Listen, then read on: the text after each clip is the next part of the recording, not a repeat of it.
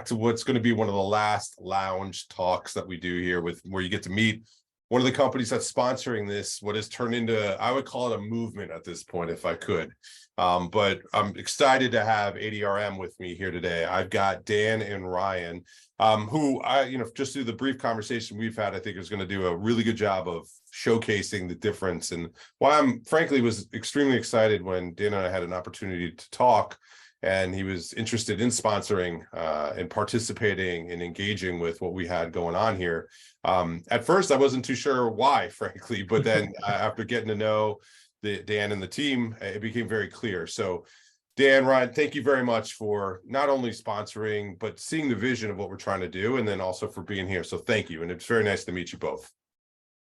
Greatly. Thanks. It's great to be here. We love what you're doing. You disrupt the industry, disrupting ISC, and we want to be part of that, so thank you. Yeah, absolutely. No, so why don't we do this? Usually like to kick these things off with a quick sort of intro of the company, but let's first start by, if you don't mind, we'd like to talk about the people behind the company. So if you could introduce yourselves, what you do, maybe a little bit of background as well, and then get into the company, and then we can get into also then why the lounge, and then we'll roll it out with what everyone's heard at this point, which is we don't have to tell them to sign up. Signups are done, but now we get into the execution mode. So please introduce yourselves.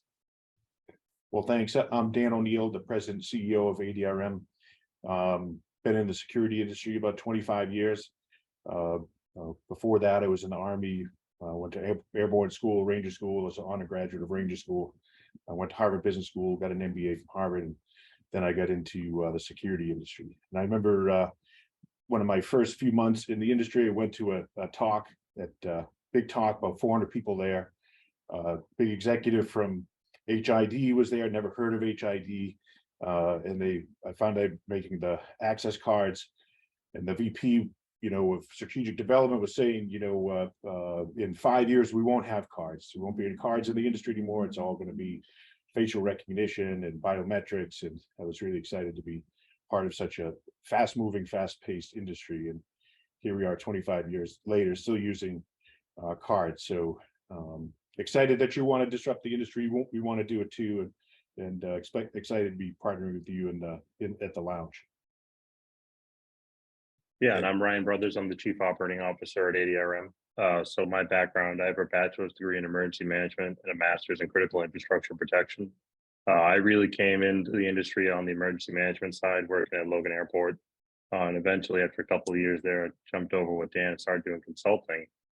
And it just kind of happened, through projects going sideways and this, that, and the other thing, that we just kind of morphed into this managed service company out of need. So that's kind of how I got into the industry, and I'm doing a little bit of everything now, from risk assessments to design to managed services, plans, policies, and procedures. Very cool. So it's nice to meet you both. So talk a little bit about, you mentioned managed services, you mentioned the reasons and how you got into the business, but for those that have not met ADRM and don't know who you are, let's give them a little bit of introduction. Yeah, so we're a traditional security engineering firm, right? That's how we started. We were doing risk assessments, plans, policies, and procedures, and security system design. And then we started spending all this time with the clients doing concept of operations. Hey, how do you want the system to work? What are your requirements? And then we would spend all this time doing designs and specifying specific parts. And we'd get to install, and the integrators would install it. And sometimes they couldn't provide exactly what the client was looking for. They didn't understand the IT environment. They didn't understand how the client wanted to use the system. And in some cases, they don't understand the system. They have to learn so many systems, they just couldn't master the system in this instance. So we just had a couple jobs go sideways, and we actually just closed them out for the client on behalf of the integrator. We did the basics of, email alarms, this, that, and the other thing, and then moved forward into patching and maintenance and regular application updates. And that one client kind of helped us realize that there was a need with the business and in the industry. There's a hole between the end user doesn't really know how to use the system. The integrator can install it, but they really only program 20% of the functionality. And the IT departments really don't want to support it. And when they do, they really don't understand it. So there's kind of a hole in the middle of all three of those, and we kind of fill the middle of it as consultants.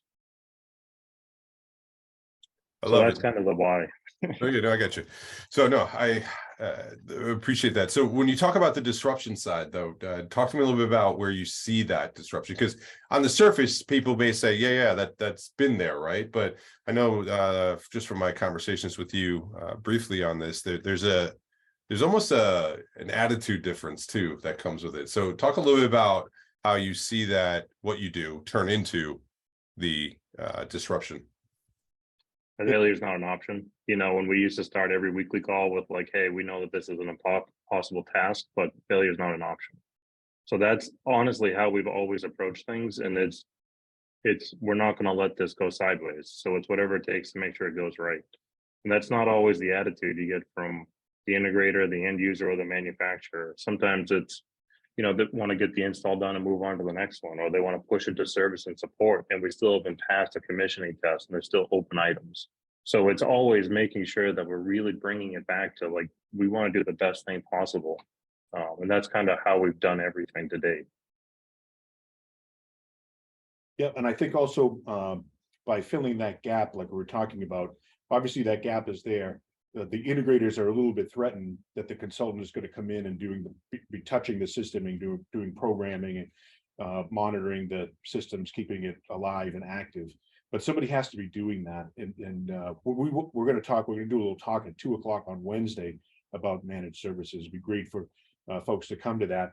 And we're going to go over all the benefits of that. And the real benefits for us is that we stay engaged with the client. We get the system running at peak performance.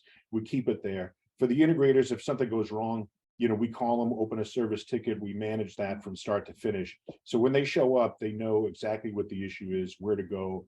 We meet them there, or we're on the back end with the software watching as the updates are happening. So the service calls go much better, much more efficient, and we're planning stuff as opposed to like reacting, a knee-jerk reaction. So we're really very, very proactive when it comes to the managed services. And then for the clients, they get a system that's up and running, it's hands-free for them, and their IT department, who really doesn't want to be touching this stuff, they really don't have to do it. So it's really a win-win-win. I love it, and thanks for plugging the talk that you're doing too. That was it's like we planned that, but that worked out well. Yeah. So on that, you talk about the managed service, but if I'm somebody that's looking to reach out and get to know you all, I mean, the expectation of are you looking to talk to customers, or are you looking to talk to integrators, manufacturers? Like who are you hoping to engage with inside the lounge? Well, everyone, all above, right? So Sure. we like to work for the customer, right? So we'd love to meet customers. A bunch of our customers are coming, so folks want to meet them, come and meet our customers, the ones that we're doing managed services for. I'm sure they'll be happy to talk to everybody about that. We want to talk to integrators and talk to them about the benefits of managed services, how we can work together. And honestly, when we do an assessment, we do the design. Sometimes we're doing design build and then managed services. The projects run so smoothly, and we're not in an adversarial relationship with the integrator. We're really like partnering with the integrator to get the system running optimally. So we want to meet everybody, and we want to talk about the benefits and how that affects everyone. Perfect. So we're at that point. It's at this rate, we're a week away actually before it comes. So excited to see everybody at the lounge. We've got close to 600 people that have pre-RSVP'd. We imagine there'll be another couple hundred that are going to show up during the time. In the morning, 7:30 to about 9:30, have some coffee. So if you want to come in, check it out. We have talks that are happening at the beginning of every single hour. They're listed on the website, long list of really, really good, interesting roundtable discussions. They're not going to be presentations, but yeah. And then at 4 to 5 every single day, we have a happy hour as well. And then in between that, frankly, it's a place to meet, network, take a break, whatever it might be. So please use it. It's intended to be a community space.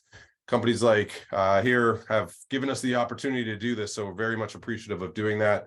But it should be a nice little celebration of the community. So Dan and Ryan, thank you very much for sponsoring, seeing the vision, taking the time to tell us a little bit about yourself here, and I look forward to seeing you in Vegas. Yeah, we'll see you next week. Yes, sir. Thanks for having us. Thank you.